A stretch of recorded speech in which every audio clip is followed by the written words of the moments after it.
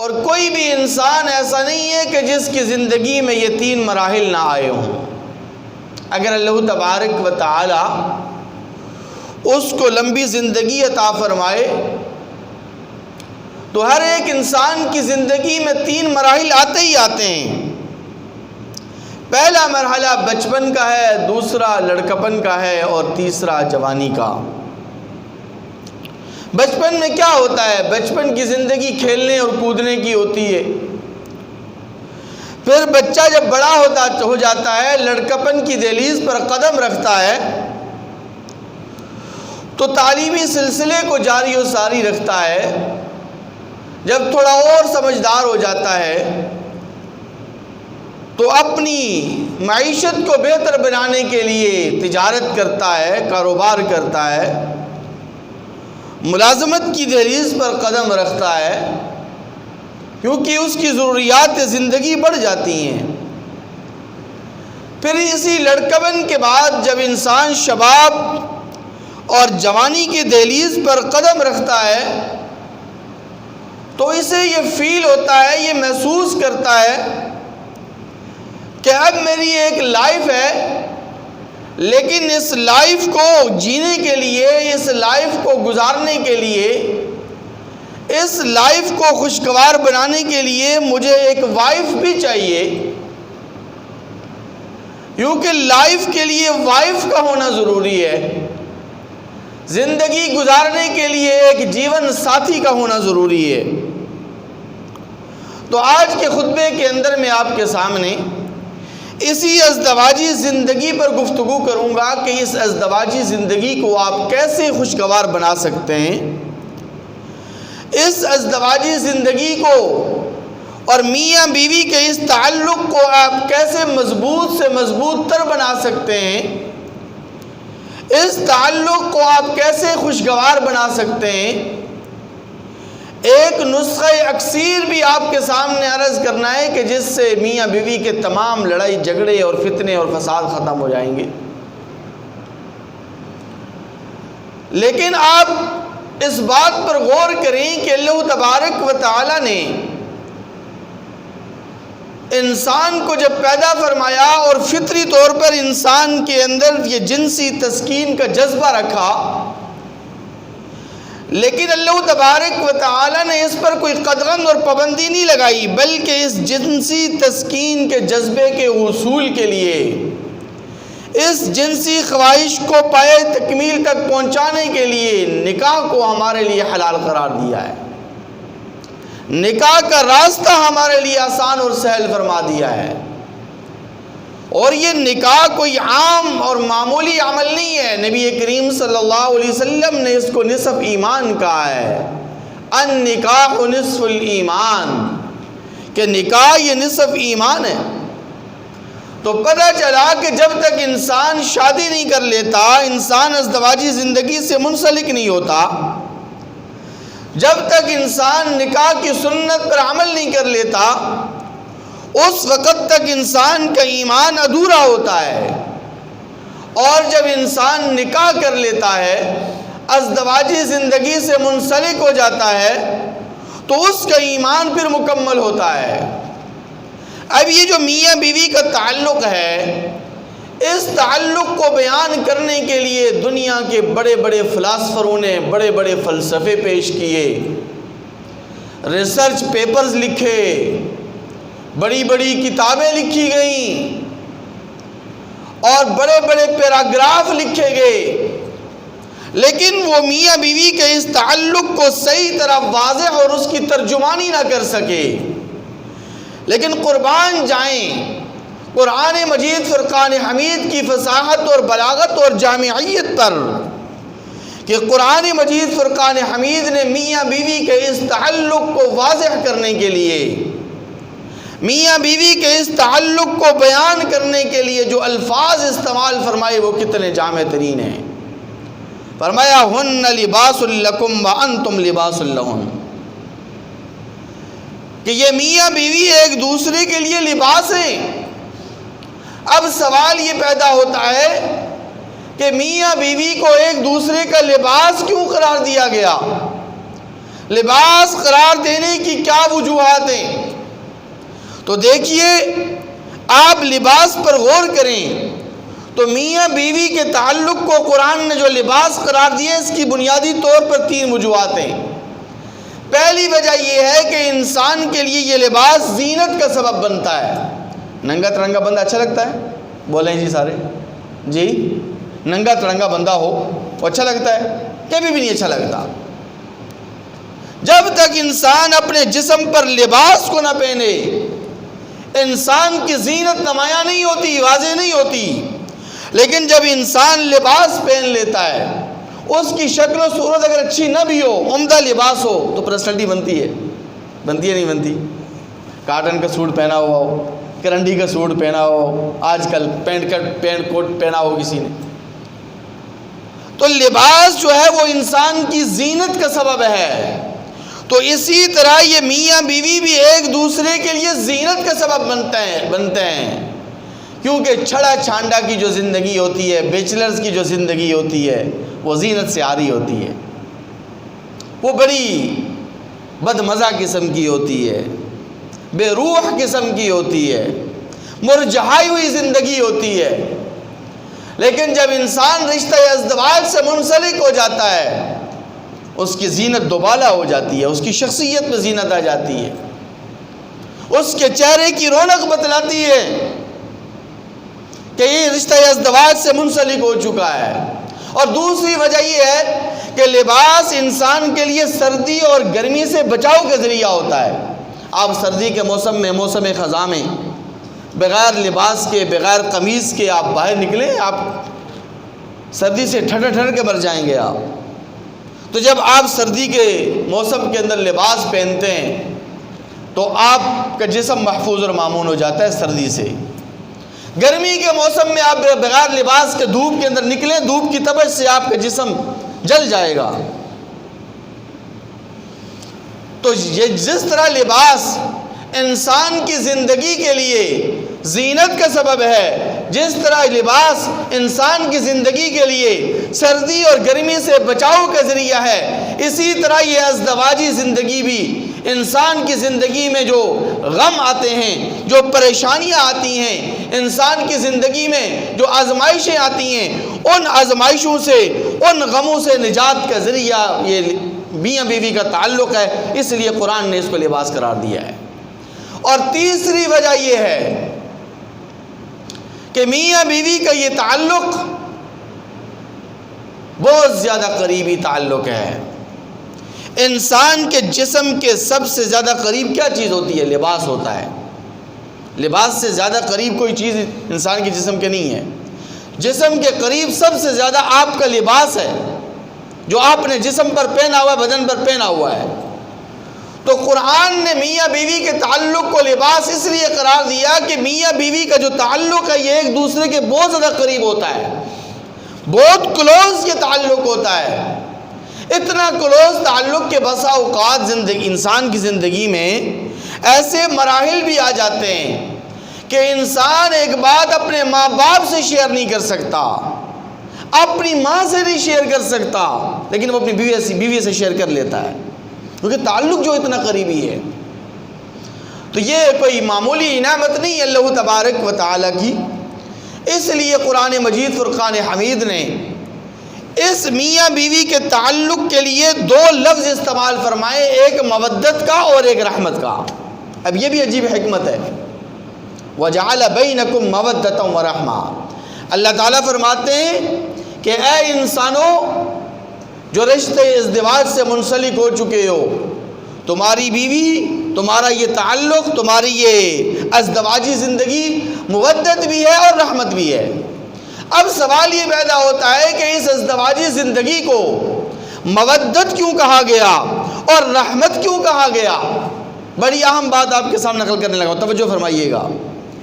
انسان جب جوان ہوتا ہے تو جوانی کی زندگی میں انسان کے جذبات اور احساسات عروج پر ہوتے ہیں، جنسی خواہش انسان کی عروج پر ہوتی ہے۔ اب جوانی کی زندگی میں یہ میاں بیوی کا جو تعلق ہوتا ہے اس کے اندر ایک مقصد ہوتا ہے، جنسی خواہش کی تسکین، لیکن جب انسان بوڑھا ہو جاتا ہے، عمر رسیدہ ہو جاتا ہے، تو اس وقت پھر یہ جسمانی ضرورت باقی نہیں رہتی، یہ کم ہو جاتی ہے، ماند پڑ جاتی ہے۔ اب قرآن نے کہا ہے کہ تمہارا یہ تعلق صرف مودت والا نہیں ہے کہ جوانی کے اندر تم نے اپنے مطلب کے لیے، اپنے مقصد کے حصول کے لیے ایک دوسرے کے تعلق کو مضبوط رکھا، اب بڑھاپے کے اندر تم آگے، اب تمہارا وہ جسمانی تعلق نہیں رہا، جسمانی مقصد کا نہیں رہا، لیکن اب تم نے مودت کی جگہ رحمت کا مظاہرہ کرنا ہے، اب رحمت والا معاملہ کرنا ہے۔ اگرچہ اب وہ جسمانی تعلق، اب وہ جسمانی خواہش تمہاری باقی نہیں رہی، لیکن پھر بھی یہ تمہارا تعلق مضبوط سے مضبوط تر ہونا چاہیے، ایک دوسرے کے ساتھ رحمت والا معاملہ ہونا چاہیے۔ اس لیے قرآن نے میاں بیوی کے اس تعلق کو اور ازدواجی رشتے کو مودت اور رحمت قرار دیا ہے۔ میرے مسلمان بھائیوں، جب ایک انسان رشتہ ازدواج سے منسلک ہو جاتا ہے تو رشتہ ازدواج سے منسلک ہونے کے بعد اس مرد اور عورت کے دو ماں باپ ہو جاتے ہیں، اس کے دو والدین ہو جاتے ہیں۔ اگر میاں بیوی ان دونوں والدین کے رشتوں کو قائم اور دائم نہ رکھیں تو یہ رشتہ ازدواج آپ کا جھگڑوں کا سبب بنے گا، فساد کا سبب بنے گا، آپ کی زندگی کو کبھی بھی خوشگوار نہیں بننے دے گا۔ اس لیے شریعت مطہرہ کا تقاضا یہ ہے اور شریعت مطہرہ کی حکمت یہ ہے کہ جب میاں بیوی ایک دوسرے کے ساتھ رشتہ ازدواج سے منسلک ہو جائیں تو خاوند اپنے سسر کو والد کا مقام دے اور اپنی ساس کو والدہ کا مقام دے، بیوی اپنی ساس کو والدہ کا مقام دے، بیوی اپنے سسر کو والد کا مقام دے۔ اسی طرح شریعت مطہرہ یہ بھی کہتی ہے کہ جو ساس سسر ہیں وہ بھی اپنی داماد اور بہو کو بیٹوں کی طرح سمجھیں۔ جب ایسا ہوگا تو ایسے گھر کے اندر کبھی بھی لڑائی جھگڑے نہیں ہوں گے، کبھی بھی میاں بیوی کا کوئی اختلاف نہیں ہوگا، کبھی بھی وہ گھر لڑائی جھگڑوں کا سبب نہیں بنے گا اور وہ گڑھ نہیں بنے گا۔ لیکن ایسا ہوتا نہیں ہے۔ ہم دیکھتے ہیں معاشرے کے اندر کہ ساس اپنی بہو کو بیٹی کے بجائے اسے نوکرانی سمجھتی ہے، اسے اپنی خدمت گزار سمجھتی ہے، اسے جوتے کی نوک پر رکھتی ہے، تو بھی لڑائی جھگڑے ہوں گے۔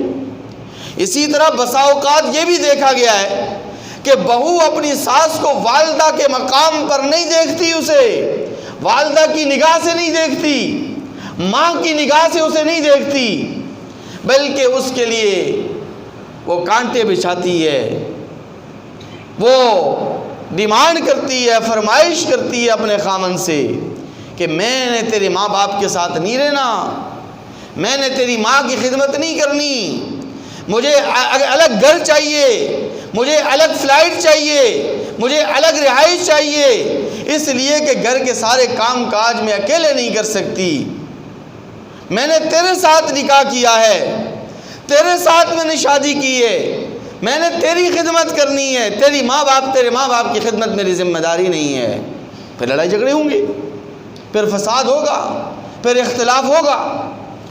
اس لیے قرآن مجید، فرقان حمید اور شریعت مطہرہ کا تقاضا یہ ہے کہ یہ ساس سسر، یہ صرف تمہارے ساس اور سسر نہیں، بلکہ شادی سے پہلے جس طرح تمہارے ایک والدین تھے، ایک ماں باپ تھے، اب شادی کے بعد تمہارے دو والدین ہو گئے، اب ساس بھی تمہاری والدہ ہو گئی، سسر بھی تمہارا والد ہو گیا۔ اب ان دونوں رشتوں کو نبھانا ہے، دونوں رشتوں کو ساتھ لے کر چلنا ہے، دونوں والدین کو ساتھ لے کر چلنا ہے۔ اور جو شادی کا جوڑا، رشتہ ازدواج سے منسلک ہونے والا جوڑا اس فلسفے پر عمل کرے گا اور دونوں والدین کے رشتے کو ساتھ لے کر چلے گا، اس گھر کے اندر کبھی بھی آپ کو لڑائی جھگڑے نہیں ملیں گے، وہ گھر سکون کا ذریعہ سبب بنے گا، وہ جنت نما گھر ہوگا، وہ خوشگوار زندگی کا دوسروں کے لیے نمونہ ہوگا۔ میرے بھائیوں، میاں بیوی کے درمیان جب لڑائی ہوتی ہے، اختلاف ہوتا ہے، اس اختلاف کا سب سے بڑا سبب یہ ہے کہ ان دونوں کے درمیان اختلاف ڈالنے والا کوئی تیسرا ہوتا ہے۔ کبھی بھی ایسا نہیں ہوا، شاذ و نادر، کبھی بھی ایسا نہیں ہوا کہ میاں بیوی کا اختلاف ان کے آپس کے تعلق کی وجہ سے ہوا ہو۔ ہمیشہ ایسا ہوتا ہے، اکثر و بیشتر ایسا ہوتا ہے، تو لیل اکثر حکم الکل کے تحت کہہ رہا ہوں کہ میاں بیوی کے درمیان جب بھی اختلاف ہوتا ہے، میاں بیوی کے درمیان جب بھی لڑائی جھگڑے ہوتے ہیں تو کسی تیسرے فریق کی وجہ سے ہوتے ہیں۔ اب اس تیسرے فریق سے کیسے بچنا ہے، یہی نسخہ یکسیر ہے جو آپ کے سامنے عرض کرنا چاہتا ہوں۔ اس کو آپ نسخہ یکسیر سمجھ لیں، اس کو پلے آپ باندھ لیں، تو انشاءاللہ العزیز کبھی بھی آپ کے گھر کے اندر لڑائی جھگڑے نہیں ہوں گے، کبھی بھی میاں بیوی میں اختلاف نہیں ہوگا۔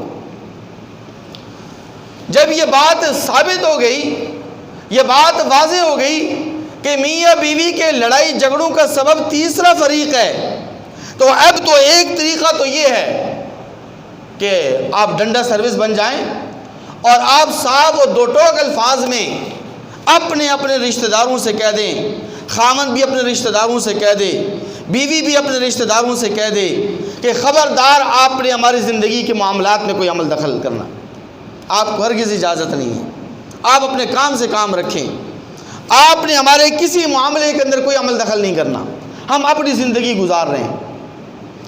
میاں بھی اپنے رشتہ داروں سے کہہ دے، بیوی بھی اپنے رشتہ داروں سے کہہ دے، لیکن یہ ڈنڈا سروس ہر جگہ نہیں چلتا، یہ ڈنڈا سروس ہے جو ہر جگہ کامیاب نہیں ہوتا۔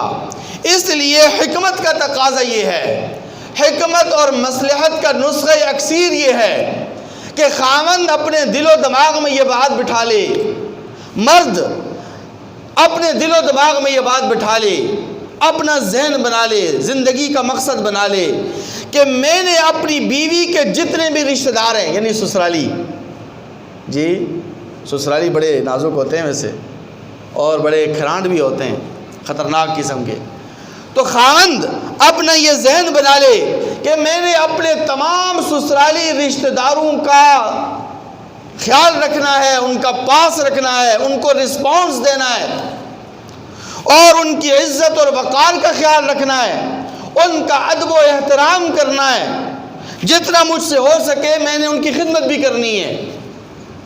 اسی طرح بیوی یہ ذہن بنا لے، عورت یہ ذہن بنا لے کہ میں نے اپنے شوہر کے تمام رشتہ داروں کو خوش رکھنا ہے، میں نے اپنے خاوند کے تمام رشتہ داروں کے ساتھ حسن سلوک سے پیش آنا ہے، اچھے اور عمدہ اخلاق سے پیش آنا ہے، میں نے کسی کے ساتھ بد زبانی نہیں کرنی، میں نے کسی کے ساتھ بد اخلاقی کا مظاہرہ نہیں کرنا۔ جب اس نسخہ اکثیر پر میاں بیوی عمل کریں گے، جب اس نسخہ اکثیر پر یہ جوڑا عمل کرے گا تو کبھی نہیں ہو سکتا کوئی تیسرا فریق بیچ میں آئے اور وہ آ کر آپ کے درمیان اختلاف ڈالے، افتراق ڈالے، کیونکہ انسانی فطرت ہے، انسان فطری طور پر کتنا ہی کیوں نہ مر جائے، کتنا ہی بے حس کیوں نہ ہو جائے، جب مسلسل آپ اس کے ساتھ حسن سلوک سے پیش آتے رہیں گے، ایک نہ ایک دن وہ ضرور سوچے گا کہ یار میں اس بندے کے ساتھ اتنا برا کر رہا ہوں، اتنے بد اخلاقی کا مظاہرہ کر رہا ہوں، میں اس کے ساتھ اتنی ترشروئی سے پیش آ رہا ہوں، لیکن یہ مسلسل میرے ساتھ حسن سلوک سے پیش آ رہا ہے، اس نے کبھی میری برائی کا جواب برائی سے نہیں دیا، ہمیشہ اچھائی سے دیا، تو یار مجھے کیا پڑی ہے کہ میں اس کے پیچھے پڑ جاؤں اور اس کی زندگی کو اجیرن کروں، اس کی زندگی کو میں مشکل بناؤں، دشوار بناؤں۔ اور یہ سنت سے بھی یہ بات ثابت ہے کہ بسا اوقات ایسے جو برے اخلاق والے، بد اخلاق والے لوگ ہوتے ہیں، بد کردار قسم کے لوگ، شریر قسم کے لوگ، ان کے ساتھ حسن سلوک سے پیش آنا انسان کی مجبوری بھی بن جاتی ہے۔ میرے اور آپ کے محبوب پیغمبر صلی اللہ علیہ وسلم تشریف فرما ہیں، قوم کا ایک شریر آدمی آتا ہے جس کے بارے میں نبی کریم صلی اللہ علیہ وسلم کو بھی پتا ہے کہ یہ بڑا بد اخلاق قسم کا آدمی ہے، شریر قسم کا آدمی ہے۔ آپ کے ساتھ میری اور آپ کی اماں عائشہ صدیقہ طیبہ طاہرہ گلشن رسول کی اندلیہ رضی اللہ تعالی عنہ بھی تشریف فرمائیں۔ آقا علیہ السلام اس شریر آدمی کے استقبال کے لیے کھڑے ہو جاتے ہیں تو اما عائشہ عرض کرتی ہیں کہ حضور آپ کو پتہ ہے کہ یہ قوم کے شریر ترین آدمی ہے، پھر بھی آپ اس کے استقبال کے لیے کھڑے ہو گئے اور آپ اس کے استقبال کے لیے اپنی جگہ سے اٹھ گئے۔ نبی کریم صلی اللہ علیہ وسلم نے فرمایا کہ عائشہ بات یہ ہے کہ کوئی بندہ کوئی شریر ہو اور وہ کتنا ہی شریر النفس کیوں نہ ہو، اس کے شر سے بچنے کے لیے بھی کبھی کبھی حسن سلوک سے پیش آنا پڑتا ہے۔ میں جو اس کے استقبال کے لیے کھڑا ہو گیا، میں نے جو اس کے ساتھ حسن سلوک کا مظاہرہ کیا، وہ اس لیے کیا کہ کہیں یہ اپنے شر سے مجھے نقصان نہ پہنچا دے، اس کے شر سے بچنے کے لیے میں اس کے استقبال کے لیے کھڑا ہو گیا اور اس کے ساتھ میں نے حسن سلوک کا مظاہرہ کیا۔ تو اگر میاں بیوی کے جو سسرالی رشتہ دار ہیں، اگر وہ آپ کے ساتھ بدسلوکی کا مظاہرہ کرتے ہیں، تو آپ اسی فلسفے پر اور اسی سنت نبوی صلی اللہ علیہ وسلم پر عمل کرتے ہوئے ان کے ساتھ مسلسل حسن سلوک سے پیش آتے رہیں، تو کبھی بھی کوئی تیسرا فریق نہیں آئے گا، تیسرا فرد نہیں آئے گا جو آپ کی اس خوشگوار زندگی کے اندر دراڑیں ڈالے اور آپ کی خوشگوار زندگی کو متاثر کرے۔ تو یہ ایک نسخہ ہے، نسخہ یکسیر ہے، اگر کوئی بندہ عمل کرنا چاہتا ہے تو بہت زبردست نسخہ یکسیر ہے۔ اگر آپ چاہتے ہیں کہ آپ کی یہ ازدواجی زندگی خوشحال ہو، آپ چاہتے ہیں کہ آپ کی زندگی میں سکون ہو، اطمینان ہو، آپ کی یہ ازدواجی زندگی ہر قسم کے لڑائی جھگڑوں سے پاک اور صاف ہو جائے، تو اس کا ایک سمپل سا فارمولہ یہ ہے کہ سنتوں کے التزام کو لازم سمجھ لیں، سنتوں کا التزام آپ کر لیں۔ جس گھر کے اندر میاں بیوی سنتوں کا التزام کرتے ہیں، جس گھر کے اندر سنتوں کی پابندی ہوتی ہے، آقا علیہ الصلوۃ والسلام کی مبارک سنتیں زندہ ہوتی ہیں، وہ گھر کبھی بھی لڑائی جھگڑوں کا گھر نہیں بن سکتا۔ گھر اس لیے لڑائی جھگڑوں کا گھر بنتا ہے کہ گھر کے اندر سنتوں کے جنازے نکل رہے ہوتے ہیں گھروں سے، میاں الگ سنتوں کے جنازے نکال رہا ہوتا ہے، بیوی الگ سے سنتوں کے جنازے نکال رہی ہوتی ہے، تو اس گھر کے اندر لڑائی جھگڑے نہیں ہوں گے تو کیا ہوگا؟ اور سنتوں کا التزام، بہت ساری سنتیں ہیں، اب آپ کون کون سی سنتوں پر عمل کریں گے تو اس کے لیے آپ کو سنت نبوی کا مطالعہ کرنا پڑے گا، لیکن 2-3 عرض کر دیتا ہوں جو بالکل آسان اور عام فہم ہے۔ جب بھی آپ گھر کے اندر داخل ہوں تو گھر کے اندر داخل ہوتے ہوئے آپ لفظ السلام علیکم، جملہ السلام علیکم، کلمہ السلام علیکم ورحمۃ اللہ کو اپنائیں، سلام کر کے گھر میں داخل ہوں۔ اور دوسرا کام کہ مسکراتے ہوئے چہرے کے ساتھ، جی خندہ پیشانی کے ساتھ گھر کے اندر آپ داخل ہوں۔ تجارتی ٹینشنیں، کاروبار کی ٹینشنیں، ملازمت کی ٹینشنیں، یہ گھر کے دروازے سے باہر پھینک کر آپ گھر میں داخل ہوں۔ آپ کو اگر دوران ملازمت، دوران کاروبار تجارت کسی گاہک اور کسٹمر نے ڈانٹا یا اس سے آپ کا لڑائی جھگڑا ہوا تو آپ اس لڑائی جھگڑے کو گھر میں کیوں لے کے جاتے ہیں؟ اس کا غصہ آپ گھر میں جا کے بیوی پر کیوں نکالتے ہیں؟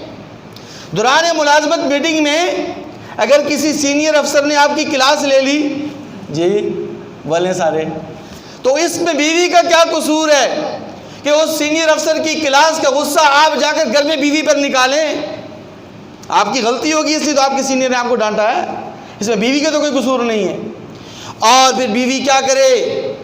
بیوی سنت پر عمل کرے کہ بیوی جب دیکھے کہ میرا خاوند گھر میں داخل ہو رہا ہے، بیوی جائے دروازے پر اور دروازے پر جا کر خندہ پیشانی کے ساتھ، کھلکھلاتے ہوئے چہرے کے ساتھ، مسکراتے ہوئے چہرے کے ساتھ اپنے خاوند کا استقبال کرے اور وعلیکم السلام کہے، کیونکہ میرے اور آپ کے محبوب پیغمبر صلی اللہ علیہ وسلم کی یہی سنت ہے کہ آقا علیہ الصلوۃ والسلام جب گھر میں داخل ہوتے تو آقا علیہ الصلوۃ والسلام سب سے پہلے السلام علیکم ارشاد فرماتے، پھر آقا علیہ الصلوۃ والسلام گھر میں داخل ہونے کے بعد خندہ پیشانی کے ساتھ، مسکراتے ہوئے چہرے کے ساتھ اپنی بیوی اما عائشہ رضی اللہ تعالی عنہا سے ملتے، جو میری اور آپ کی اما عائشہ ہیں۔ اور اما عائشہ کیا کرتی؟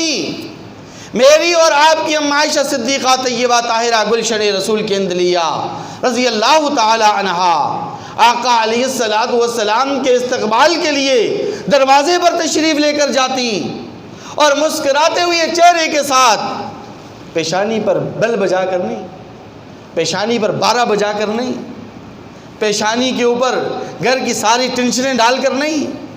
گھر کی ٹینشنیں ہوتی ہیں، کبھی بچے تنگ کر رہے ہوتے ہیں، کبھی گھر میں سودا سلف ختم ہو جاتا ہے، کبھی کوئی آپ کی ڈیمانڈ ہے وہ نہیں پوری ہوئی ہوتی. تو اس کا یہ مطلب تو نہیں کہ خاوند اب تھکا ہارا تجارت کر کے آیا ہے، کاروبار کر کے آیا ہے، مزدوری کر کے آیا ہے، ملازمت کر کے آیا ہے، جیسے ہی گھر میں داخل ہو اور آپ اس کو باتیں سنانا شروع کر دیں، آپ اپنی ڈیمانڈ کی فہرست اس کے سامنے پیش کر دیں. آپ استقبال کریں، خندہ پیشانی کے ساتھ استقبال کریں، مسکراتے ہوئے چہرے کے ساتھ اس کا استقبال کریں. اس کی آپ کے اوپر بہت زیادہ احسانات ہیں. اس نے آپ کے لیے ملازمت کی ہے، جھنجھٹ کو برداشت کیا ہوا ہے، وہ آپ کے لیے ایک پیسہ کما رہا ہے، آپ کے لیے تجارت کر رہا ہے، آپ کے لیے کاروبار کر رہا ہے، آپ کے لیے زندگی کی مشقتوں اور مجاہدوں کو برداشت کر رہا ہے. آپ مسکراتے ہوئے چہرے کے ساتھ اس کا استقبال کریں. یہ خاوند کبھی بھی بیوی کے لیے جلاد نہیں بنے گا، کبھی بھی نہیں بن سکتا. یہ بیوی کے لیے رحمت بنے گا، یہ مودت کا ذریعہ بنے گا، یہ رحمت کا ذریعہ بنے گا. یہ ہن لباس لکم وانتم لباس لہن کا مصداق بنے گا. لیکن اگر اس سنتوں پر عمل آپ نہیں کرتے، ان سنتوں کا التزام اگر آپ نہیں کرتے، نہ میاں کرتا ہے نہ بیوی کرتی ہے، تو گھر سے لڑائی جھگڑے کیسے ختم ہوں گے؟ گھر میں اتحاد اور اتفاق کیسے پیدا ہوگا؟ میرے مسلمان بھائیوں، 2 چیزیں ایسی ہیں جو اظہار چاہتی ہیں، ایک عشق ہے اور ایک مشق ہے. بولیں جی سارے، مسکراتے چہرے کے ساتھ بول دیں، عشق اور مشق. مشق کی جو شیشی ہوتی ہے اس کو آپ بند رکھ دیں، خوشبو آئے گی؟ نہیں آئے گی. ڈھکن کھولیں گے، اس کو ظاہر کریں گے، فضا خوشبو سے معطر ہو جائے گی. تو اسی طرح عشق بھی ایک ایسی چیز ہے، محبت بھی ایک ایسی چیز ہوتی ہے کہ جو اظہار چاہتا ہے. جب تک آپ محبت کو دل کے اندر رکھیں گے، محبت کا اظہار آپ نہیں کریں گے، یہ محبت کبھی بھی کامیاب نہیں ہو سکتی. اس کی محبت بھی اظہار چاہتی ہے، یہ عشق بھی اظہار چاہتا ہے. اور میرے اور آپ کے محبوب پیغمبر صلی اللہ علیہ وسلم کی سنت یہ ہے کہ آقا علیہ السلام نے اس عشق و محبت کا اظہار اس انداز کے ساتھ کیا ہے کہ ایک مرتبہ آقا علیہ السلام گھر میں داخل ہوتے ہیں اور آپ نے دیکھا کہ اما عائشہ رضی اللہ تعالی عنہا پانی پی رہی ہیں. آقا علیہ السلام گھر میں داخل ہوئے، پانی کی طلب تھی، آپ نے انتظار فرمایا. جیسے ہی عائشہ رضی اللہ تعالی عنہا نے پانی پیا، آقا علیہ السلام نے فوراً فرمایا عائشہ، بلکہ عائشہ نہیں کہا، حمیرہ کہا. کیا کہا جی؟ حمیرہ. یہ نام آقا علیہ السلام نے محبت کے اندر ہم عائشہ رضی اللہ تعالی عنہ کا رکھا تھا. نام تو ان کا عائشہ صدیقہ تھا، لیکن کبھی کبھی آقا علیہ السلام میری اور آپ کی عائشہ رضی اللہ تعالی عنہا کو حمیرہ کہہ کر، محبت سے پیار سے حمیرہ کہہ کر پکارتے تھے. تو آقا علیہ السلام نے فرمایا حمیرہ میرے لیے بھی پانی چھوڑنا، سارا پانی اکیلے نہیں پی لینا. حالانکہ آقا علیہ السلام چاہتے، آقا علیہ السلام فرماتے کہ پانی پی کر میرے لیے بھی پانی لے کے آ جاؤ. میرے لیے بھی پانی کی کمی تو تھی نہیں. ٹھنڈا پانی آقا علیہ السلام کی خدمت اقدس میں پیش کر دیا جاتا، فریزر سے نکال کر ٹھنڈا پانی، ٹھنڈا مشروب آقا علیہ السلام کی خدمت میں پیش کر دیا جاتا. لیکن آقا علیہ السلام نے کیا فرمایا؟ حمیرہ پانی میرے لیے بھی بچانا. عائشہ رضی اللہ نے پانی پیا، تھوڑا سا پانی رہ گیا، آقا علیہ السلام کی خدمت اقدس میں پیش کر دیا. اب آقا علیہ السلام چاہتے تو آقا علیہ السلام وہ پانی نوش فرما دیتے.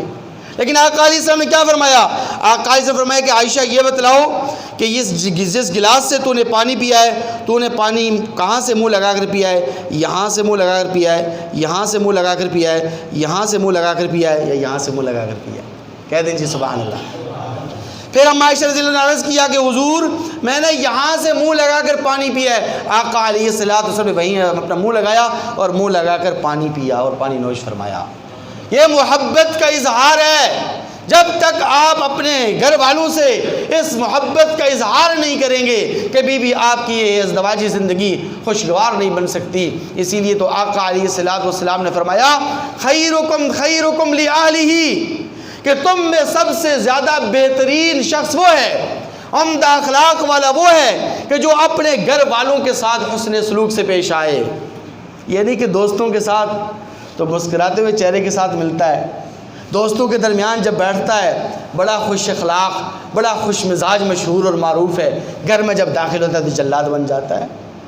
گھر میں داخل ہوتا ہے تو پیشانی پر 12 بجا کر داخل ہوتا ہے، گھر میں داخل ہوتا ہے تو فوراً اپنے رعب اور دبدبے کا اظہار کر کے جلاد بن کر داخل ہوتا ہے. ایسا انسان کبھی بھی با اخلاق نہیں ہو سکتا، عمدہ اخلاق کا مالک نہیں ہو سکتا. پھر آقا علیہ السلام نے فرمایا انا خیرکم لأہلی، میں صرف تمہیں کہہ نہیں رہا کہ تم اپنے گھر والوں کے ساتھ حسن سلوک سے پیش آؤ، بلکہ میری حقیقت تو یہ ہے کہ میں تم میں سب سے زیادہ اپنے گھر والوں کے ساتھ حسن سلوک سے پیش آنے والا ہوں. میں اپنے گھر والوں کے ساتھ عمدہ اخلاق کے ساتھ پیش آنے والا ہوں. تو اس لیے اس رشتہ ازدواج کو سے منسلک ہونے کے بعد اس ازدواجی زندگی کو اگر آپ خوشگوار بنانا چاہتے ہیں، گھر سے لڑائی جھگڑوں کو ختم کرنا چاہتے ہیں، تو ان تمام ہدایات پر عمل کریں جو آپ کے سامنے عرض کی گئی. دعائے رب کریم سے کہ اللہ تعالیٰ میں عمل کرنے کی